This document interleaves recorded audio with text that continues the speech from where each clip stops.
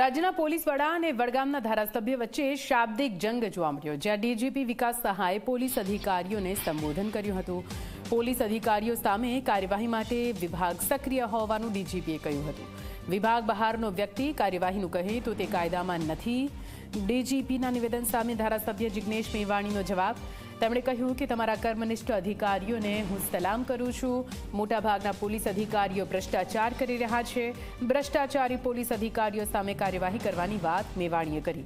સાથે મેવાણીએ કહ્યું કે ડ્રગ્સ અને દારૂ જેવી બદીને દૂર કરવા જનતાને સહાય કરો।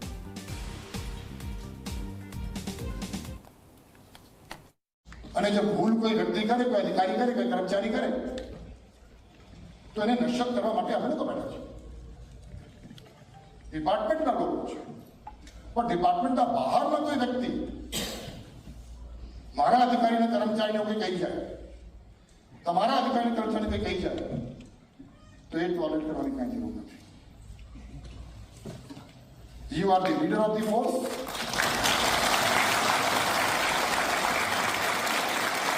and it is your responsibility। એ તમારી જવાબદારી પણ છે અને તમારી ડ્યુટી પણ છે।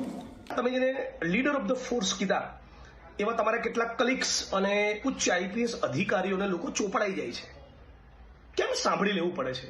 એટલા માટે સાંભળી લેવું પડે છે કે લગભગ 33 જિલ્લાના એસપી અને મોટા ભાગના આઈપીએસ અધિકારીઓ આજે પણ આ ગુજરાતમાં દારૂમાંથી, જુગારમાંથી, ડ્રગ્સમાંથી, લેન્ડની ડીલ્સમાંથી, માઇનિંગમાંથી અનેક પ્રકારના કડદા હપ્તાખોરીમાંથી કમાતા હોય છે।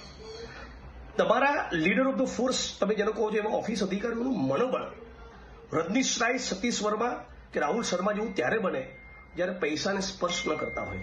એટલે પહેલા એમનામાં જમીર પેદા થાય એવું કરો। જમીર પેદા થયું ને, નોન કરપ્ટ હશે ને તો ખમીર આપોઆપ પેદા થઈ જશે। સાહેબ તમે તો જાણતા જ હશો, ડીજી છો રાજ્યના, નામ પણ વિકાસ સહાય છે। ઈચ્છું છું સહાય કરો ગુજરાતની જનતાની અને ડ્રગ્સ અને દારૂ બંધ થાય એટલું કરી આપો।